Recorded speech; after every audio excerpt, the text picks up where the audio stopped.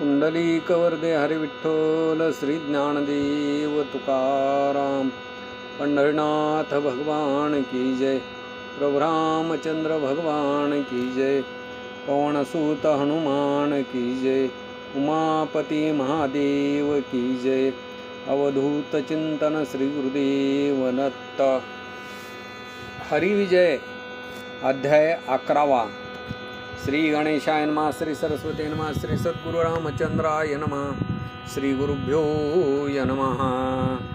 ग्रंथकर्ते अध्यायाच्या सुरुवातीला इंद्रावर लक्ष्मीपती भगवंताची स्तुती स्तवनाने जय जयकार करू लागलेले आहेत। अज अजित नीलग्रीव महादेवाच्या हृदयामध्ये ज्याचा नामघोष चालू आहे, नाम जप चालू आहे, अशा भगवंता तुझा जय जयकार असो। क्षीरसागराची कन्या लक्ष्मी तिचा पती आहे, तिच्या मनाला मनमोहित करणारा आहे भगवंता, तुझा जय जयकार असो। अनंत कोटी काम सुंदर परम उदार असा निर्विकार निर्द्वंद्व हे भगवंता तुझा जय जयकार असो। भव समुद्र जो आहे हा दुःखरूपी त्याचं विदारण करणारा तू सिंह आहेस। भवसागरातून भक्तांना बाहेर काढणारा असा विद्वज्जन जे आहे त्या विद्वज्जनाच्या मनाचं रत्न असलेला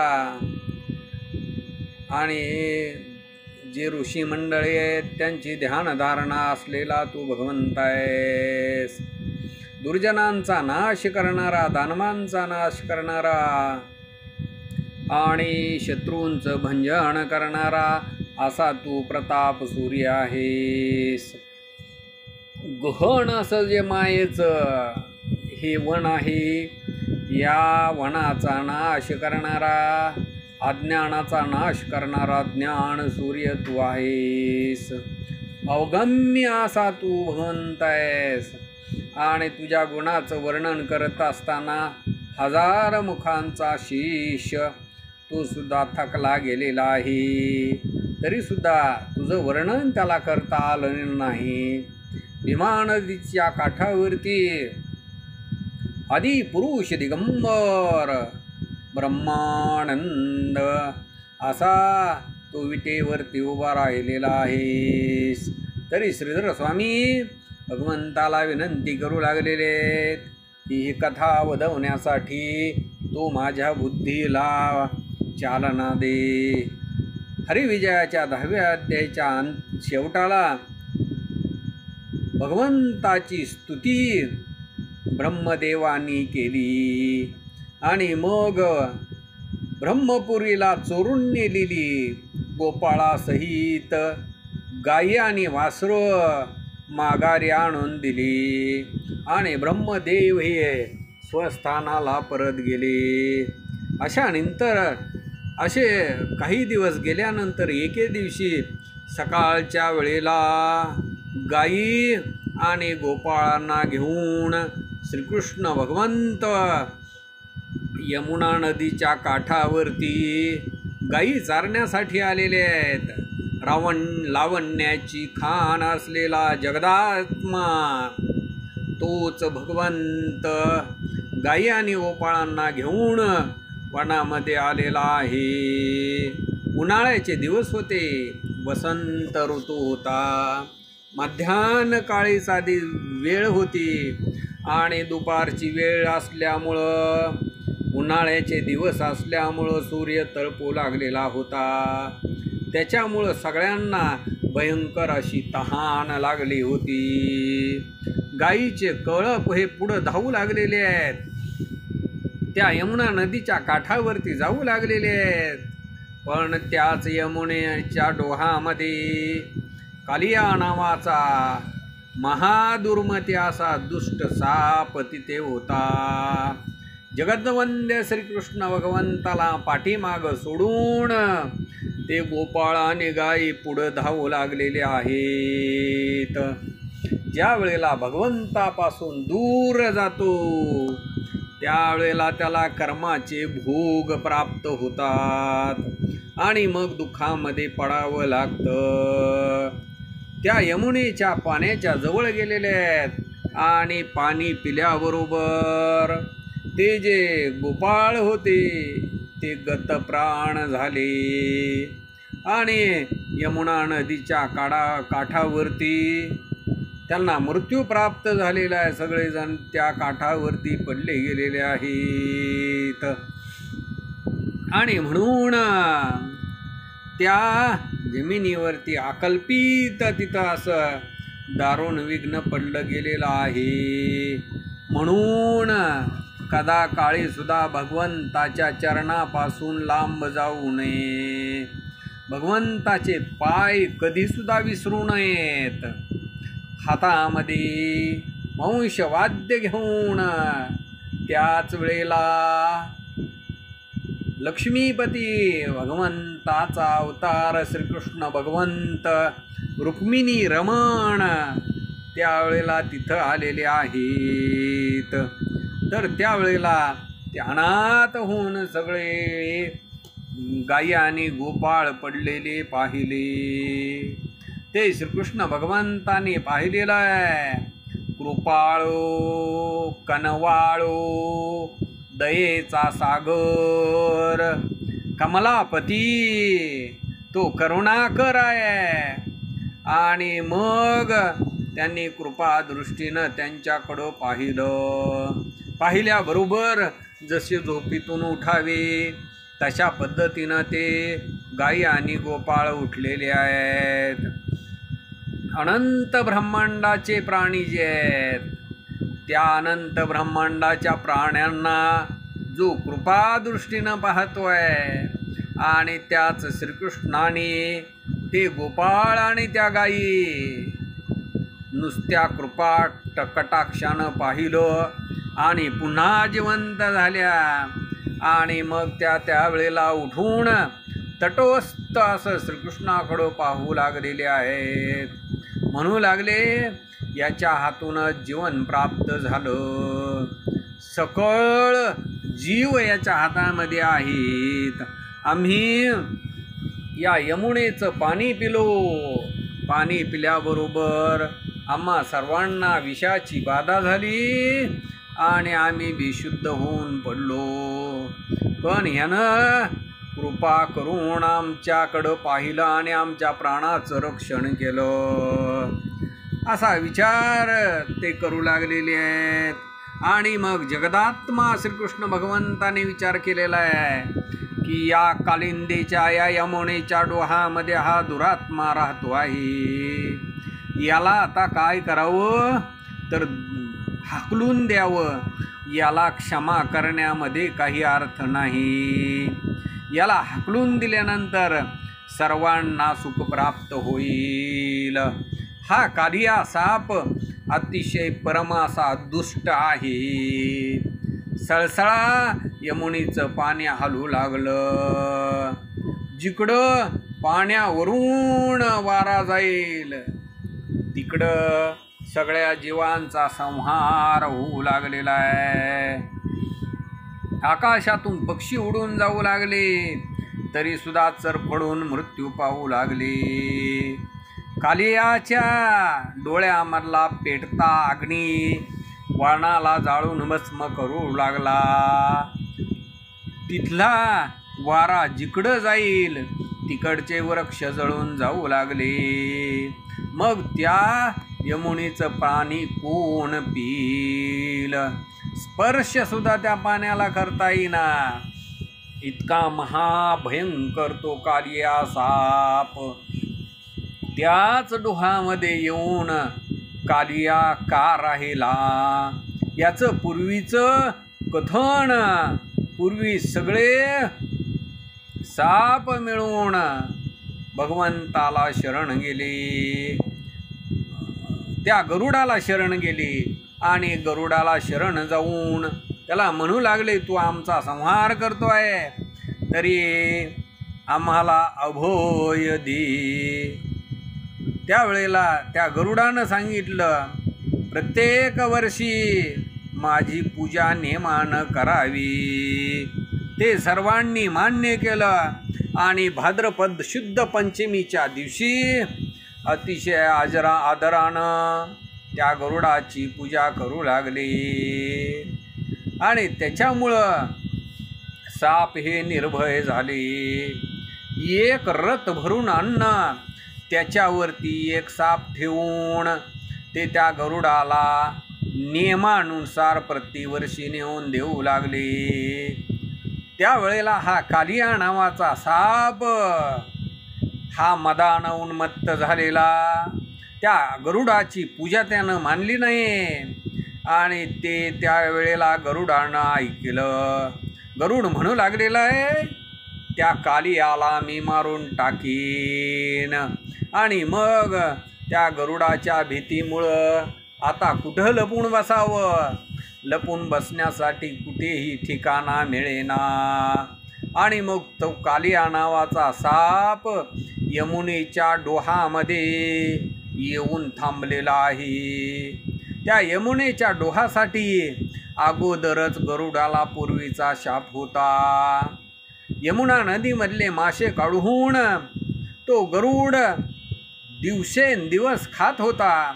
त्यावेळेला तिथं सौरभी नावाचे महामुनी त्या यमुना नदीच्या काठावरती तप करत होते. सगळे मासे मिळून त्या सौरभी नावाच्या ऋषींना शरण गेले आणि म्हणू लागले, हे ऋषीवर्या, तुम्ही इथं असून आम्हाला गरुड मारू लागलेला आहे. मग त्या माशाच्या कैवारानं सौभर नावाचे ऋषी आहेत, त्यांनी त्या माशांचा कैवार घेतलेला आहे आणि सांगितलं की इथल्या पाण्याला जर त्या गरुडानं प्रवेश केला तर त्याला तत्काळ मृत्यू येईल. असं सर्व माशांनी ऐकलं आणि मग सगळे मासे आनंदित झाले. ते विष्णूचं वहन आहे गरुड म्हणून पुन्हा त्या गरुडानं ते स्थान त्यागलं गेलेलं आहे. म्हणून त्या डोहामध्ये कालिया येऊन राहिलेला आहे, कारण त्याला तिथं गरुडाची भीती राहिली नाही.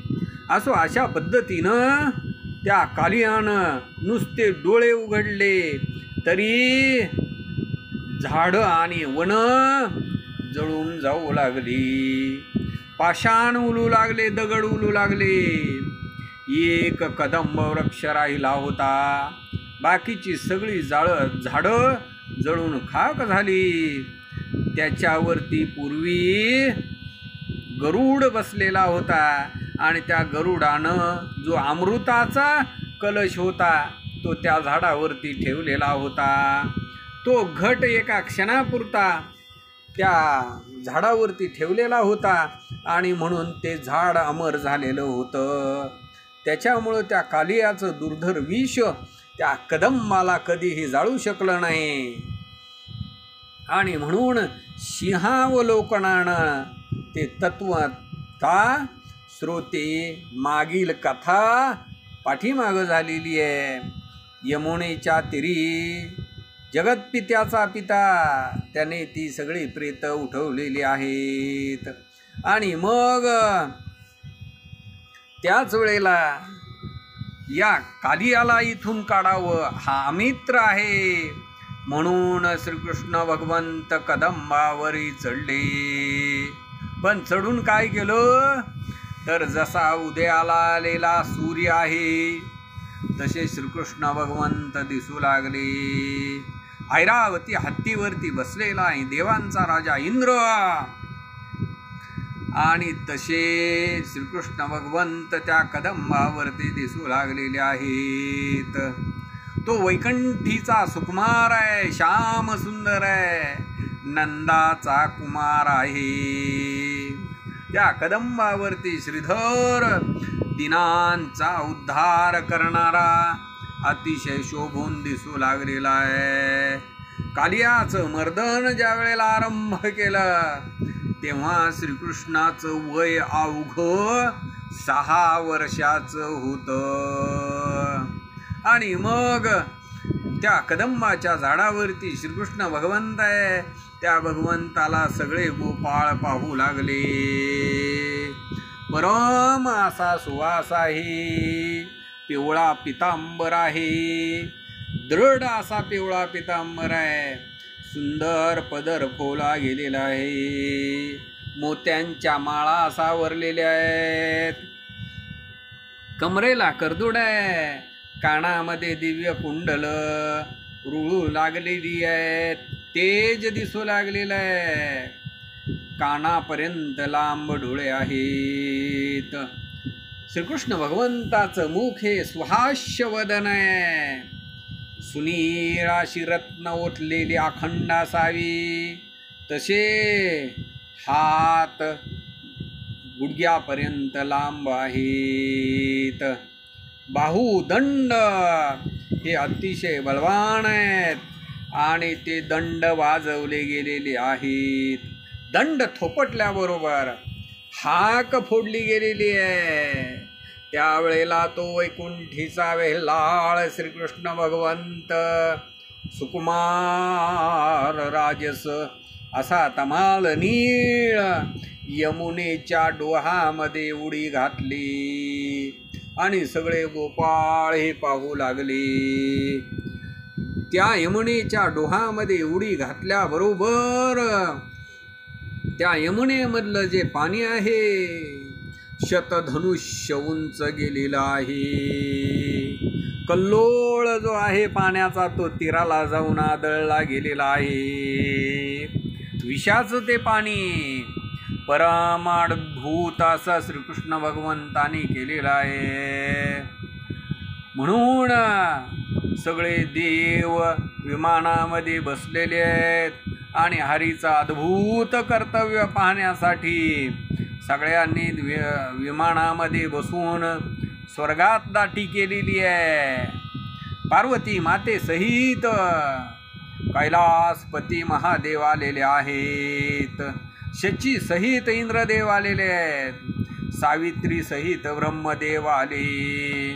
श्रीकृष्ण भगवंताचं कौतुक पाहण्यासाठी सगळे जणांनी आकाशामध्ये दाटी केलेली आहे.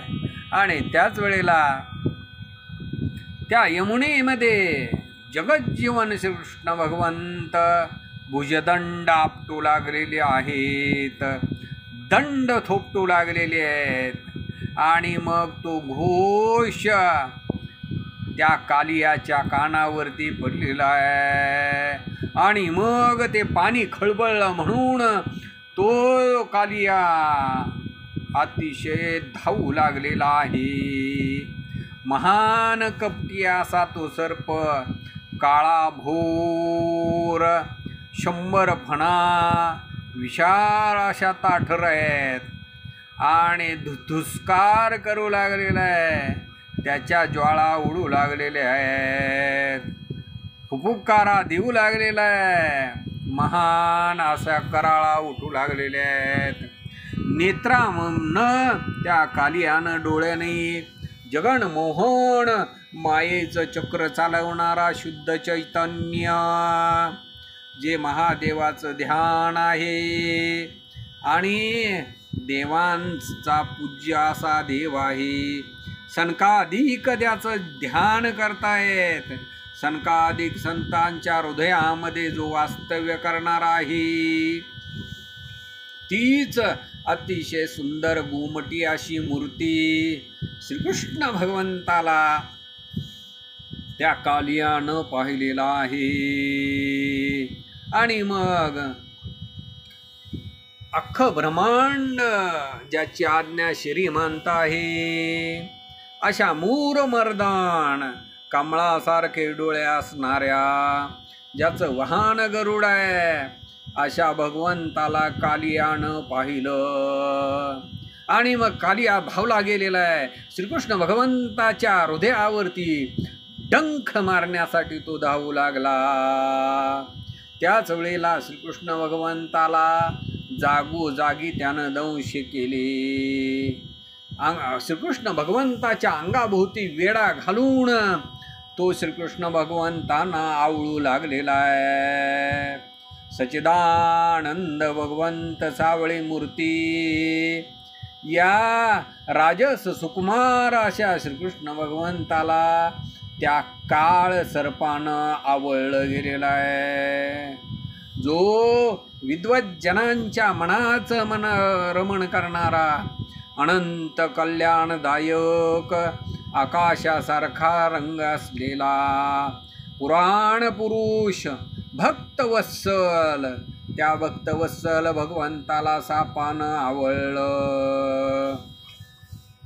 जसं राहून सूर्याला गिरायला जावं, केतून सगळं सूर्य चंद्राला झाकून टाकावं, की ईश्वराला मायेनं वेष्टावं, अशी करणी दाखवू लागलेलं आहे. की पूर्वी प्रभू रामचंद्रांना नागपाशामध्ये इंद्रजितानं बांधलेलं होतं आणि तशा पद्धतीनं या कालियानं जगदवंद्य श्रीकृष्ण भगवंतांना वेढा घालून तो आवळू लागलेला आहे. तो भुजंग हा वेडे घालू लागलेला आहे, आवळू लागलेला आहे. परमपुरुष श्रीकृष्ण भगवंताला त्यानं वेडे घातलेले आहेत. श्रीकृष्ण भगवंत हे हलत नाहीत आणि बोलत नाहीत. लीलावतारी जगन्निवास भक्तांना लीला दाखवू लागलेले आहेत. असं श्रीकृष्ण भगवंत लीला करू लागले. गायी आणि गोपाळ तीरावरती पाहू लागलेले आहेत. महान असा क्रोश करू लागले, हाका देऊ लागलेले आहेत आणि हृदयानं आपल्या हातानं हृदय पिटून घेऊ लागलेले आहेत. एकच हंबरडा फुटला गेलेला आहे. आकाशामधून देव आणि देवांच्या स्त्रिया सगळ्या पाहू लागलेल्या आहेत. त्या देवांच्या डोळ्यातून अश्रू वाहू लागलेले आहेत. सगळेजण शोक करू लागले. पाहणारे सगळे तटस्थ झालेले आहेत. त्या दुष्ट कालियानं भगवंताला वेढा घातलेला आहे आणि त्या दुःखा करून ही धरणी उलू पाहू लागलेली आहे. ही जमीन सुद्धा त्याच्यामुळं दुःखी झालेली आहे. हा यमुनेचा सगळा वृत्तांत गोकुळामध्ये काय झालं ते ऐका. अतिशय दुश्चिन्ह गोकुळामध्ये सगळ्यांना जाणवू लागलेले आहेत. कडकडून विजा पडू लागलेले आहेत. अद्भुत असा प्रचंड वारा सुटलेला आहे. नक्षत्र गळून पडू लागली. लोक दुःखानं विव्हळ झाले. धरित्री ही जमीन थरथर कापू लागलेली आहे. उगाच लोकांच्या डोळ्यामध्ये अश्रू येऊ लागले. निस्तेज अशा स्त्रिया आणि पुरुष दिसू लागलेले आहेत. सगळ्यांच्या अंतःकरणामध्ये भीती वाटू लागलेली आहेत. त्यावेळेला त्या श्रीकृष्ण भगवंताची आई ती परम विव्हळ झालेली आहे आणि मग तिचे दोन्ही स्तन आहेत तिडकू लागलेले आहेत. डोळ्यामधून अश्रू वाहू लागलेले आहेत आणि मग सगळे गवळे आणि गोपी एकत्र आलेले आहेत. नंद बाबाही भयभीत झालेले आहेत. यशोदामाई बाहेर धावत आलेली आहे. त्याचबरोबर रोहिणी माता पण आली. संकर्षण बळीरामदादा घरीच होते. तेही धावत बाहेर आलेले आहेत. यशोदाबाई म्हणू लागलेली आहे की जगज्जीवन माझा श्रीकृष्ण माझा लाल मोन्या वनामध्ये गेलेला आहे. घरदार सोडून लोक सगळे वनामध्ये जाऊ लागले. बाळे आपले श्रीकृष्णाच्या बरोबर गेलेले आहेत. म्हणून सगळ्यांनी देहाची आशा सोडली गेलेली आहे आणि सगळे आबाल वृद्ध परमपुरुष श्रीकृष्ण भगवंताला पाहण्यासाठी जाऊ लागलेले आहेत. म्हणू लागले, हे ऋषिकेशा आम्ही तुला कोण्या वनामध्ये पाहावं. त्यावेळेला ध्वज आणि वज्र रेखांकित अशी चिन्ह ती हरीची मुद्रा ज्या वाटेनं उमटली गेलेली आहे, याच वाटेनं आमचा भगवंत गेलेला आहे, याच वाटेनं आमचा श्रीकृष्ण गेलेला आहे. आणि म्हणून पुढं गेल्यानंतर गायीचे पाय उमटलेले दिसू लागले. जिकडं गायीचे पाय उमटले त्याच मार्गानं आमचा देव गेलेला आहे, त्याच मार्गानं आमचा श्रीकृष्ण गेलेला आहे. जसं वेद श्रुती वेद आणि शास्त्राचा भार हा स्वरूपाचा निर्धार धावतो, अशा पद्धतीनं नंद यशोदा सगळेजण यमुनेच्या काठावरती धावून आलेले आहेत. त्यावेळेला तिथं गोपाळ सगळे शोकानं दुःखानं मूर्छना येऊन पडावू लागलेले पाहिले. तेव्हा त्या कालिया नागानं, त्या सापानं वनमाळी श्रीकृष्ण भगवंताला वेड्या घातलेला आहे. आणि ते सगळेजण त्यावेळेला पाहू लागले. एकच हाक तेव्हा झालेली आहे. शोक किती झाला त्याचं वर्णन काय करता येईल.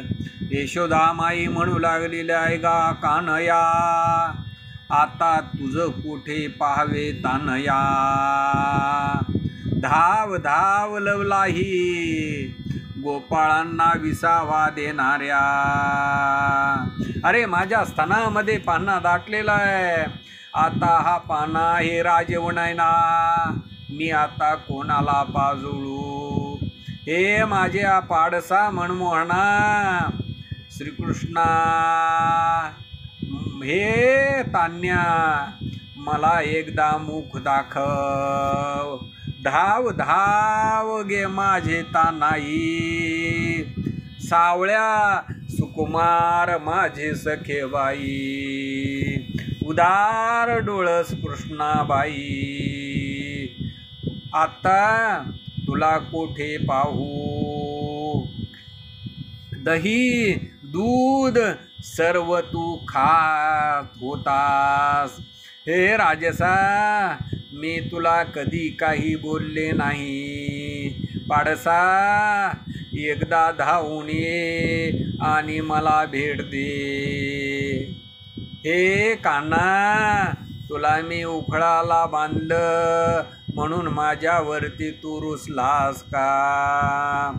आग लागो माझ्या हाताला. हे श्रीकृष्णा, याच हाताने मी तुला बांधलं. काय काय आठवण करू बाळा तुझ्या गुणाची. ही पृथ्वी याचा जर कागद केला आणि सर्व समुद्राची शाही केली तरी सुद्धा तुझे गुण वर्णन करायला लिहायला पुरणार नाही. सगळे गोपाळ शोक करू लागलेले आहेत. मस्तक जमिनीवरती आपटू लागले. एक जण छाती बडवून घेऊ लागलेला, एक दीर्घ स्वरानं हाक देऊ लागलेला आहे. नंद बाबांचे डोळे अश्रून घळ घळ घळ वाहू लागलेले आहेत. नंद बाबांना मूर्छना येऊ लागलेली आहे. हंबरडा फोडून गायी ओरडू लागलेल्या आहेत. त्या गायींच्या डोळ्यामधून अश्रूच्या धारा वाहू लागल्या. यशोदामाई म्हणू लागलेली आहे, आता सर्वही इथंच प्राण देऊ. सर्व स्त्रियांच्या समवेत श्रीकृष्णा भगवंताची ती माय यशोदामाई डोहामध्ये प्रवेश करण्यासाठी चालली.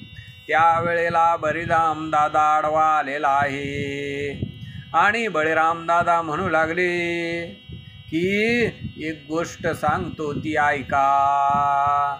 त्रिभुवनाचा हा नायक आहे. हा वनवाळी अनंत ब्रह्मांड याच्या पोटामध्ये आहेत. त्याला कदा काळी भीती नाही. कृतांत काळ हा सुद्धा श्रीकृष्णाला पाहिल्यानंतर चळचळ कापतो आहे. बळीभद्राचं हे वचन ऐकलेलं आहे, बोलणं ऐकलेलं आहे. आणि मग सगळ्यांना मनामध्ये समाधान वाटलं. त्याच्या बोलण्यावरती विश्वास ठेवलेला आहे. आणि मग सगळे तटस्थ होऊन पाहू लागले. असो इकडे कालिंदीच्या त्या डोहामध्ये, पाण्यामध्ये तो कालिया भगवंताला, श्रीकृष्णाला त्यानं बांधलेला आहे आणि तो आवळू लागलेला आहे. याच्यानंतर श्रीकृष्ण भगवंत प्रताप सूर्य आहेत आणि ते काय करतायत पुढं ऐका. त्या भुजंगानं, त्या कालियानं दृढ असा अंगाभोवती वेढा घातलेला होता. त्याच वेळेला श्रीकृष्ण भगवंतानी आपलं जे शरीर आहे ते शरीर फुगवलं गेलेलं आहे आणि त्याच्यामुळं कालियाचा देह हा तडतड तडतड करू लागला. त्याला ते सहन होईना आणि मग त्या कालियानं श्रीकृष्णाच्या भोवती गुंडाळलेले वेढे पटकन काढले गेलेले आहेत. एक क्षणभर जर त्यानं वेढे काढले नसते तर जागच्या जागी त्याचे तुकडे झाले असते. महाभयंकर विषारी त्यानं प्रचंड असे वेढे घातलेले भीतीच्या योगे करून काढलेले आहेत. श्रीकृष्ण भगवंताला मोकळं केलेलं आहे. श्रीकृष्ण भगवंतांना सोडून तो भुजंग, तो कालिया साप वेगळा झालेला आहे. भड भड भड त्याच्या मुखातून विषाच्या ज्वाळा बाहेर निघू लागलेला आहे. ती जी गरळ आहे ते महाभयंकर विष त्याच्या मुखातून तो सोडू लागलेला आहे. मडकं भाजल्यानंतर जसं तप्त होतं आणि तशा पद्धतीनं त्या दुष्टाचे डोळे हे लाल बुंद दिसू लागलेले आहेत. नाकातून उष्ण असा श्वास सोडू लागलेला आहे. प्रलय अग्नीच्या ज्वाळा जशा असाव्या तसा त्याच्या नाकातून, तोंडातून आणि डोळ्यातून धुसधुशीत असा तो अग्नी बाहेर निघू लागलेला आहे. जसं सुळसुळीत आणि दुधडा प्रचंड असा शतफण्याचा तो अक्राळ विक्राळ दाढा असलेला तीक्ष्ण असा ज्याचे दात आहेत असा अतिशय भ्यासूर. आणि त्यावेळेला तो जिभेनं क्षणाला चाटू लागलेला आहे. कर कर असे दात खाऊन श्रीकृष्णाला क्रोध दृष्टीनं पाहू लागलेला आहे. क्रोधानं अंग थरथर थरथर कापू लागलेला आहे. डोळे गरगरा फिरू लागलेला आहे. आणि पुन्हा श्रीकृष्णाला दंश करण्यासाठी जपू लागलेला आहे. श्रीकृष्ण भगवंत हे 6 वर्षाचे आहेत पण त्यांचा ब्रह्मपुरुषार्थ हा ब्रह्मांडामध्ये मात नाही. आणि मग झेप घालून ताबडतोब तो जो काली आहे तो धरला गेलेला आहे. अगोदर गर गर गर फिरवलेला आहे आणि अतिशय बळानं त्याला यमुनेच्या पाण्यामध्ये आपटलेला आहे. निर्भय निशंक असा भगवंत आहे. चक्रपाणी भगवंत आहे. वेद पुराणाला वंद्य आहे. तो त्या कालियाचा पूर्ण काळ आहे आणि त्याच्यावरती बसून गमन करणार आहे. तोच हा पुराण पुरुष, पुतनेच्या प्राणाचं हरण करणारा. त्याला जन्मही नाही आणि मरणही नाही. क्षणाक्षणाला त्या सर्पाला पाण्यावरती आपटला गेलेला आहे आणि मग त्याचा सगळा बल प्रताप हा क्षीण झालेला आहे, हरला गेलेला आहे. आणि मग त्या दुर्जनाचा, त्या कालियाचा तो दर्प गळाला गेलेला आहे. त्याची बुद्धी भ्रमिष्ट झाली, सगळं अंग भ्रमित झालेलं आहे. आणि मग त्याच्या मस्तकावरती भगवंतांनी पाय दिलेला आहे. आणि त्या कालियाचं शेपूट जे आहे ते डाव्या हाताने धरलेलं आहे. श्रीकृष्ण भगवंतांनी त्याच वेळेला तांडव नृत्य आरंभ केलं. स्वतःच्या पायानं त्याच्या फण्यावरती घाव घालू लागलेले आहेत. त्याच्या 100 फणा या लवू लागल्या. मोक्षाने श्रीकृष्ण भगवंत सप्त तालावरून नृत्य करू लागलेले आहेत. जो क्षीरसागराचा जावई आहे, वैकुंठाचा अधिपती आहे, तोच श्रीकृष्ण चपळपणानं त्या कालिया सर्पाच्या फण्यावरती नृत्य करू लागलेला आहे, नाचू लागलेला आहे. त्या कालियाच्या फणा यमुनेच्या पाण्यावरती लवू लागलेले आहेत. आणि त्याच्यामुळं त्याचा श्वास हा पोटामध्ये मायनासा झाला. श्वास कोंडला गेलेला आहे. चुकून इथून पळून जावं, पण भक्ताच्या भवभंग करणारा या मोहरूपी अशा संसारातून भक्तांना बाहेर काढणारा तो भगवंत मात्र त्या कालियाला काही सोडत नाहीत.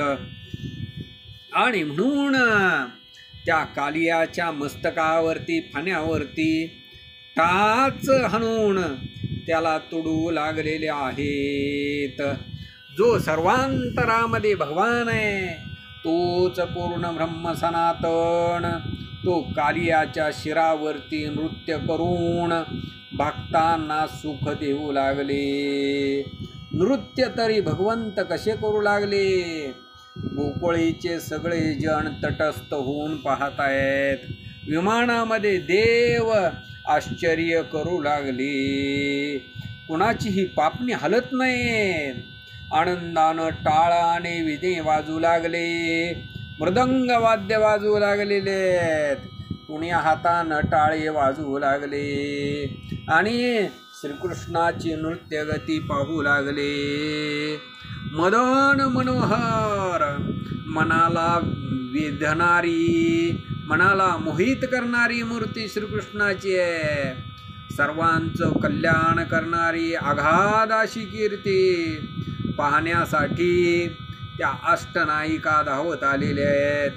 त्या सुद्धा सगळ्या विस्मित झालेल्या आहेत. यक्ष, किन्नर, गणगंधर्व हेही आश्चर्यचकित झाले.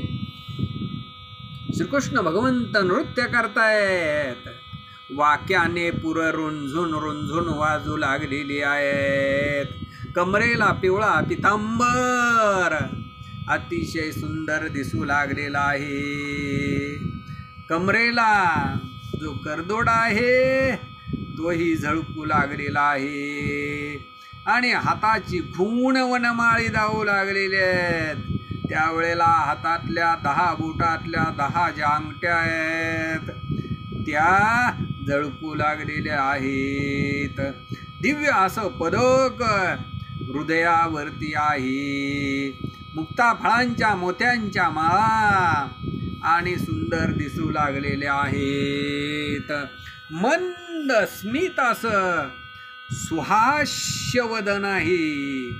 कानापर्यंत लांब आणि कमळासारखे डोळे आहेत. कानामध्ये कुंडल दैदिप्यमान आहेत. केशराचा टिळा मस्तकावरती लावला गेलेला आहे. रत्नजडित असा मुकुट डोक्यावरती आहे. अशी मूर्ती श्रीकृष्ण भगवंत नृत्य करू लागलेले आहेत. नाना गतीनं नाचता नाचता चक्राकार फिरू लागले. मग दिव्य अशी फुलांचा वर्षाव स्वर्गातून देव श्रीकृष्ण भगवंतावरती करू लागलेले आहेत.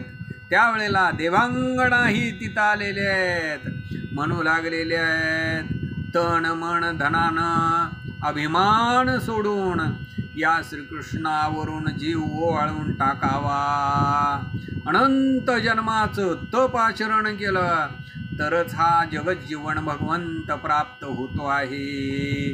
अशा पद्धतीनं त्रिभुवनपती नृत्य करू लागलेले आहेत, टाळ मृदंग देव वाजवू लागलेले आहेत.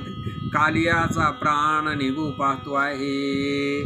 कालियाच्या सर्व शक्ती या श्रीकृष्ण भगवंतांनी आकर्षण केल्या आणि मुखातून कालियाच्या रक्त भड भड भड वाहू लागलेला आहे. त्याच वेळेला कालिया मूर्छित पडलेला आहे. अहंकार त्याचा सगळा संपला गेला. तो महादुष्ट असा कालिया तो गर्वरहित झालेला आहे. श्वासोच्छ्वास सोडण्यासाठी ज्या वेळेला डोकं उचलायचा प्रयत्न केला त्यावेळेला श्रीकृष्णाने टाचेनं त्याला रगडलं गेलेलं आहे. पुन्हा मात्र तो हालेनासा झाला. त्यावेळेला तो भुजंग कालिया श्रीकृष्ण भगवंताची विनंती करू लागलेला आहे, धावा करू लागलेला आहे. हे ब्रह्मांड नायका, धाव धाव बापा पुराण पुरुषा, जगाचं पालन करणाऱ्या लक्ष्मीचा पती, आपल्या दासाची आता सोडवणूक कर. पण त्याला हे माहीत नाही मी ज्याचा धावा करतोय तोच माझ्या मस्तकावरती नाचतोय. त्रिभुवनाचा भार सोचेना, आता प्राण जाऊ पाहत आहे. अनंत ब्रह्मांड ज्याच्या पोटामध्ये तो मस्तकावरती जगजेटी नाचू लागलेला आहे. असो कालिया कष्टी झालेला आहे आणि मूर्छा येऊन पडला. आणि मग त्या कालियाच्या ज्या स्त्रिया होत्या त्या रत्नदीप आरत्या घेऊन आलेल्या आहेत आणि भक्तवत्सल हा भगवंत आहे. त्या भक्तवत्सल भगवंताला श्रीकृष्णाला शरण आल्या, देवस्तुती करू लागलेले आहेत. महादेव ब्रह्मदेव आदी करून ज्याचं गुणगान गातायत हे त्या नागकन्यांना कळालं की हाच जगाचा आत्मा, हाच या ब्रह्मांडाचा ईश्वर आहे, हाच भगवंत आहे. आणि मग कालिया हा भ्रमित झालेला होता, मूर्छित पडलेला होता. जवळ भगवंत असून सुद्धा त्याला कळाला नाही. देव विमानामधून स्तुती करू लागलेले आहेत आणि ते सुद्धा त्याच्या कानावरती पडेना. आपल्या स्त्रिया शरण आलेले आहेत हे सुद्धा त्याला त्या कालियाला कळालं नाही. केवळ मूढ दशा त्याला प्राप्त झाली आणि म्हणून त्यानं भगवंताला ओळखलं नाही. जसं दिव्य रत्न जवळ आहे पण दोन्ही डोळे आंधळे आहेत, किंवा एखादा पिशाच सम आहे, भूतासारखा आहे, त्याला आपण कोण आहोत ते कळत नाही, किंवा एखादा सुसुप्तीमध्ये पडला गेलेला आहे आणि त्याला मग भगवंत प्रसन्न झाले तरीसुद्धा त्याला ते काही कळत नाही. तशी अवस्था कालियाची झाली. आणि मग शार्दूल पाणी या भगवंतांना पाहिलेला आहे. त्यावेळेला त्या भुजंगाच्या त्या कालियाच्या बायका श्रीकृष्ण भगवंतांना शरण आल्या, देह विसरून गेलेले आहेत आणि पतीच्या भयाना अतिशय विव्हळ झाल्या. कबरीचा भार न सावरता सगळे अलंकार गळून पडू लागलेले आहेत. वक्षस्थळाचे पदर ढळले गेलेले आहेत. शरीर ही व्याकुळ झालेले आहेत, विव्हळ झालेले आहेत. एकीच लेकरू हे स्तनपान करत होतं आणि ती युवती जगन्मोहनाला धावू लागलेली आहे की हे लेकरू, हे ब्रजभूषणा, या लेकरासाठी तुम्ही कृपा करा. एक पदर पसरून चोडेदान मागू लागलेली आहे. हे तमाळ निळा, हे श्रीकृष्ण भगवंता, एकीच्या डोळ्यातून अश्रू वाहू लागलेले आहेत. हे गोपाळा, हे श्रीकृष्णा करुणा करा. एक बद्धांजली हात जोडून उभी राहिलेली आहे. एकीनं दृढ असं श्रीकृष्ण भगवंताचे पाय धरलेले आहेत. एक काकुळती येऊ लागलेली आहे आणि म्हणू लागले, हे वनमाळी, आमच्या पतीचं दान आम्हाला द्या. श्रीकृष्ण भगवंताच्या पायावरती त्या कालियाच्या बायका या लीन झालेल्या आहेत. आणि मग तिथला जो आनंद आहे श्रीकृष्ण भगवंताच्या पायाचा, तो आनंद त्या प्रीतीनं साठवू लागलेले आहेत. एक स्तमन करू लागलेली आहे, हे ब्रह्मानंद कंदा जगज्जीवना, दीनवत्सलाचा आधार असलेल्या दानवांचं मर्दन करणाऱ्या श्रीहरी, हे क्षीरसागराचा दुधाच्या समुद्राचा जावाई, लक्ष्मीचा पती, जगन्निवास, हे योगी जनांच्या मनाचं मनोरंजन करणाऱ्या हंसा, हे घोर अविद्येचा नाश करणाऱ्या परमपुरुषा, हे गोपिकांच्या मनाचं मनोरथ पूर्ण करणाऱ्या चकोराला चंद्राकडून अमृताची प्राप्ती होते. आणि तसा सच्चिदानंद घन आनंदभद्र, हे प्रताप रुद्रा, मदनाचा पिता, जगाचा उद्धार करणारा.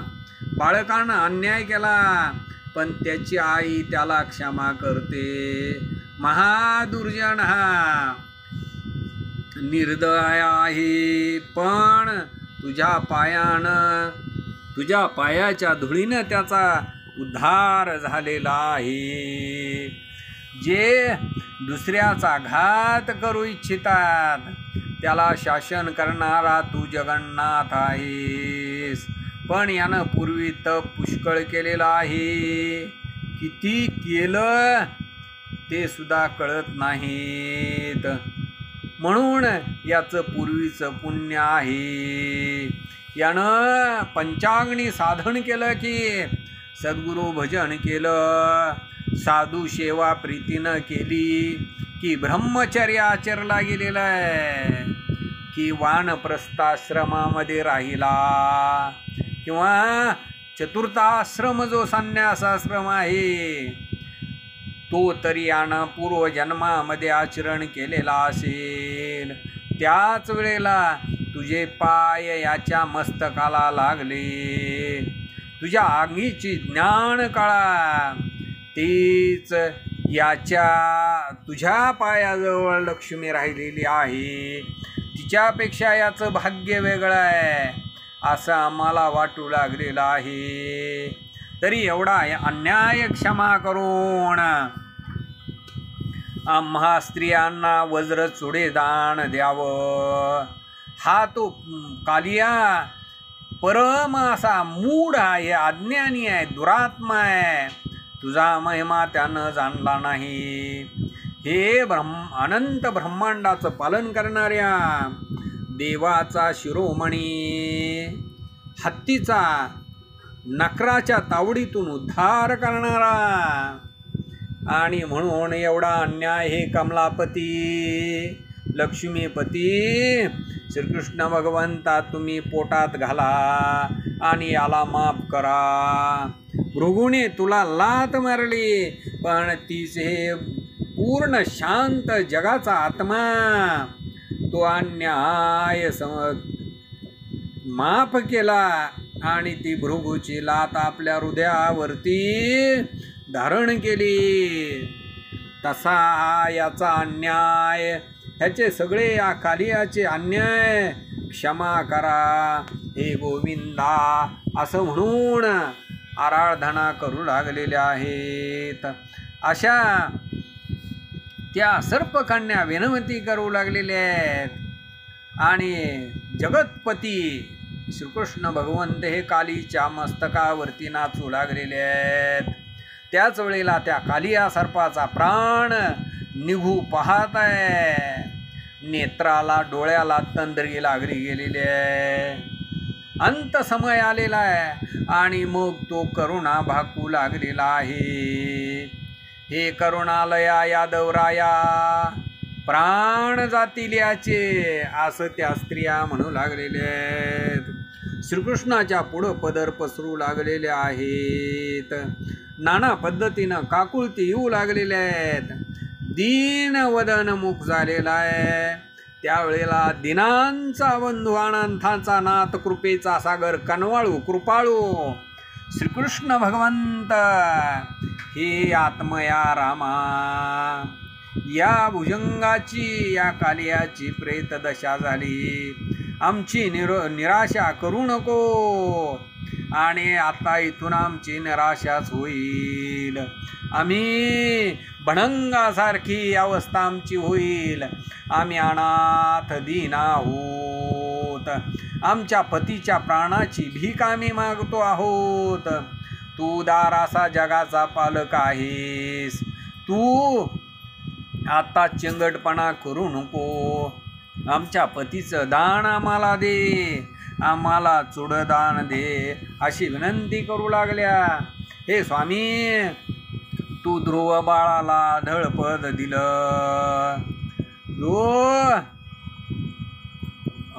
बिभीषण आहे त्या बिभीषणाला तू लंकेचं राज्य दिलं, तरी आता कृपणपणा का करतो आहेस?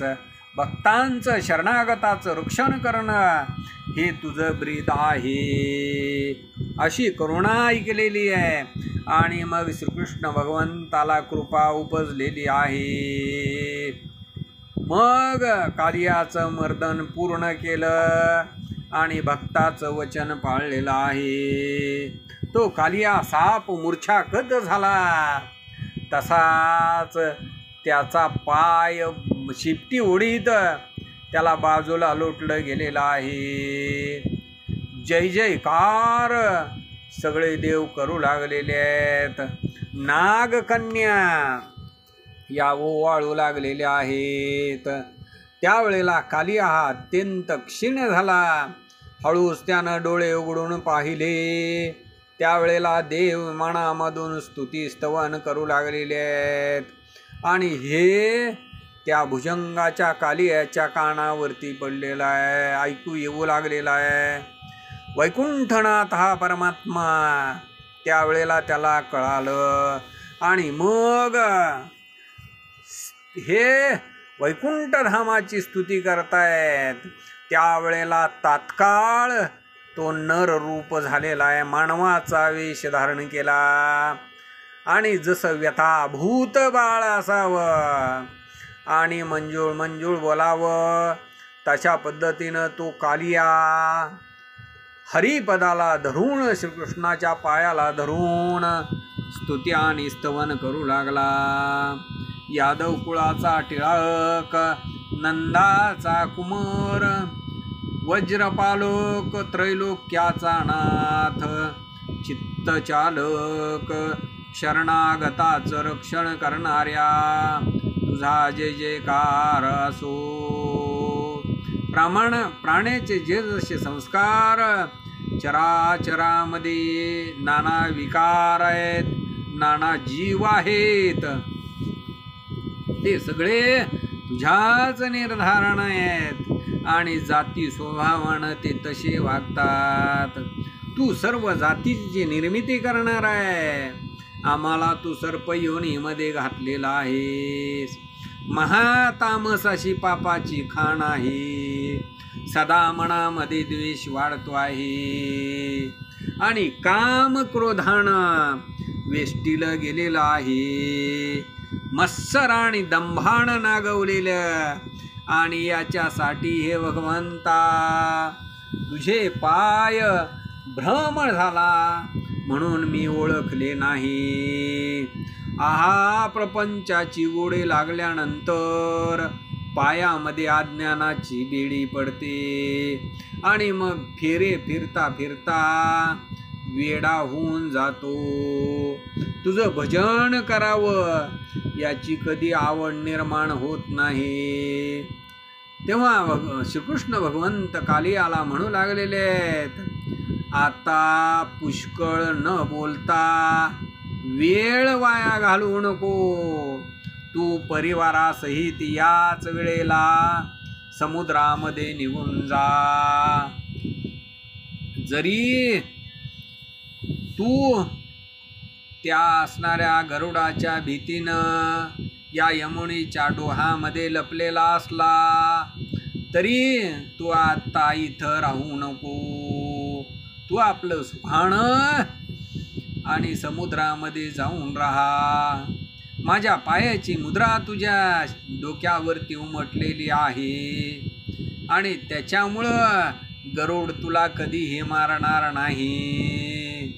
आणि म्हणून माझा वर आहे, त्या सागरामध्ये सुखानं जाऊन तू राहा. तुला मी शासन केलं.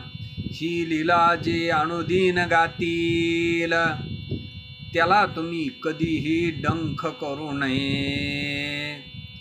ही लीला ज्यांनी गायलेली आहे, सांगितलेली आहे, त्यांना पाहून तुम्ही दूर पळून जावं. ही कालिया मर्दनाची कथा सत्य. त्रिकाल जो कोणी वाचन करेल, ऐकेल, तो पुण्यवंत होईल. त्याच्या नुसत्या दृष्टीनं सुद्धा साप चावलेल्या व्यक्तीचं विष उतरेल. आणि कालिया मर्दनाचं हा जो ग्रंथ आहे, हा ग्रंथ जो आपल्या घरी भाविक ठेवील, ते घर सोडून तुम्ही तात्काळ तिथून सापाने निघून जावं. ज्यानं हे कालियामर्दन ऐकलेलं आहे त्याला काळ बाधा करू शकणार नाही. मग सर्पदंशाचं विघ्न त्याला काय बाधक होईल. जो सर्प माझी ही आज्ञा प्रमाण मानणार नाही त्याचं मस्तक चूर्ण होईल. असो अशा पद्धतीनं कालियानं आज्ञा वंदन केलेली आहे आणि भगवंताचं पूजन करू लागला. 16 उपचारानं पूजा केलेली आहे आणि मग श्रीकृष्णाला त्या कालियानं प्रदक्षिणा घातली. म्हणू लागलेला आहे, हे लक्ष्मीपती महाराजा, तुमची कृपा माझ्यावरती असू द्या. अशा पद्धतीनं बोलून सहपरिवारासहित तो जो कालिया आहे तो कालिया सागरामध्ये निघून गेला. यमुनेचं पाणी हे अमृतासारखं पुन्हा वाहू लागलं. जसा परीस लोखंडाला लागल्याबरोबर त्याचं सोनं होतं, तशा पद्धतीनं त्या कालियाचा उद्धार झाला. त्याच परीनं श्री दीनानाथांनी त्या यमुनेचं पाणी हे शुद्ध केलं. स्वतःच्या हाताने मुरली वाजवली गेली. अशा पद्धतीनं जगाचा उद्धार करणारा श्रीकृष्ण भगवंत यमुनेच्या काठावरती आले आणि मग सगळेजण म्हणू लागले, आला आला वनमाळी. पूर्ण ब्रह्मानंद झालेला आहे. दुदुंबी गर्जना करू लागलेले आहेत, दुदुंबी वाजू लागलेले आहेत आणि स्वर्गातून देव फुलांचा वर्षाव करू लागले. अनंत जो भगवंत आहे तो श्रीकृष्ण जवळ आलेला आहे. आई यशोदा माता सद्गतीत झालेली आहे आणि धावून श्रीकृष्ण भगवंताला मिठी मारले. त्याच्यासाठी आता दृष्टांत काय द्यावा काही सुचतच नाही. अशा पद्धतीनं जसं 14 वर्षाचा वनवास भोगून प्रभू रामचंद्र अयोध्येमध्ये परत आले, कौशल्या मातेनं पळत धावत जाऊन प्रभू रामचंद्रांना आलिंगन दिलं. तशाच पद्धतीनं श्रीकृष्ण भगवंताला यशोदामाईनं आलिंगन दिलं. मग कृष्ण वदन पाहिलं आणि स्तनामधून दरदरून पाना फुटला गेलेला आहे. श्रीकृष्ण जगन्मोहनाला आडवं केलेला आहे आणि मायेनं यशोदा मायेनं प्रेमाचा पान्हा पाजलेला आहे. डोळ्यातून अश्रूच्या धारा वाहू लागल्या आणि त्या डोळ्यातल्या पाण्यानंच श्याम सुंदर सावळ्या श्रीकृष्णाला अभिषेक झालेला आहे.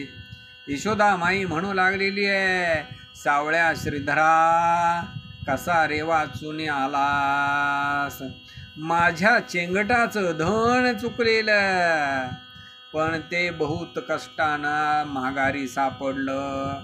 जहाज बुडू लागलेलं होतं पण तेच जहाज कडेवरती आलं. चोरांनी अरण्यामध्ये मारत असताना एकाएकी धावत धावत सोडवण्यासाठी कुणीतरी यावं. त्याच्या सुखाला जसा पार नाही आणि तशी माझी अवस्था झाली असं यशोदामाई बोलू लागलेली आहे. एखाद्याचा एकाएकी प्राण जाऊ लागलेला आहे आणि तेवढ्यामध्ये त्याच्या मुखामध्ये कुणीतरी आणून अमृत घालावं, तो प्राणी जसा सुखी होईल तशी अवस्था माझी झाली. वणव्यामध्ये जळत असताना पावसाचा वर्षाव व्हावा तसं हे श्रीकृष्णा तुला पाहिल्यानंतर मला वाटू लागलं. आणि मग आईच्या पायावरती श्रीकृष्ण भगवंतानी नमन केलं, डोकं ठेवलं. नंद बाबा ताबडतोब आलेले आहेत आणि श्रीकृष्णाला हृदयाच्या ठिकाणी धरलं. नंद बाबा हृदयामध्ये म्हणू लागलेले आहेत, या त्रिभुवनामध्ये मीच एक भाग्यवान आहे. नंद बाबा आनंदानं नाचू लागलेले आहेत. त्यांचं सुख गगनामध्ये मावेनास झालं. आणि जसं लक्ष्मणाला शक्ती लागल्याच्या नंतर हनुमंतानं जाऊन औषधी आणली आणि मग लक्ष्मण उठल्यानंतर प्रभू रामचंद्रांना जो आनंद झाला तोच आनंद नंदबाबांना झालेला आहे. किंवा मंत्र संजीवनी साध्य झाल्यानंतर गुरुपुत्र कच्छ आल्याच्या नंतर जो आनंद देवांना आणि इंद्राला झाला त्याच पद्धतीचा आनंद नंदबाबांना झालेला आहे. अशा पद्धतीनं श्रीकृष्ण भगवंतांनी नंदबाबांनाही नमन केलं. त्याच वेळेला बळीराम दादा धावत भेटायला आलेले आहेत. दोघांनाही हसू आलेला आहे. बळीराम दादा आणि श्रीकृष्ण एकामेकाकडं बघून हसू लागलेले आहेत. त्यावेळेला बळीराम दादा का हसलेला आहे त्याचा काय अर्थ आहे की म्या शोक नाही केला, तुझा प्रताप हा अद्भुत आहे आणि म्हणून मी शोक नाही केला. कृतांतालाही शासन करणारा मग तुझ्यासाठी शोकव्रता का करावा. आधी अंत्य आणि मध्य पाहता तुझ्यासारखा या त्रिभुवनामध्ये दुसरा कोणी नाही. हे त्रिभुवन नाही का, तुझं प्रेम पाहून गोपिका सद्गदित झालेल्या आहेत. आणि मग त्या गोपिकांना त्या गवळणींच्या अंगामध्ये त्यांच्या ज्या चोळ्या आहेत त्या दाटू लागलेल्या आहेत. श्रीकृष्णाला पाहून त्यांच्या मनामध्ये आनंद मावेनासा झाला. आणि अशा पद्धतीने त्या सगळ्या गवळणी धावत पळत आलेल्या आहेत आणि श्रीकृष्णाच्या पायाला लागल्या.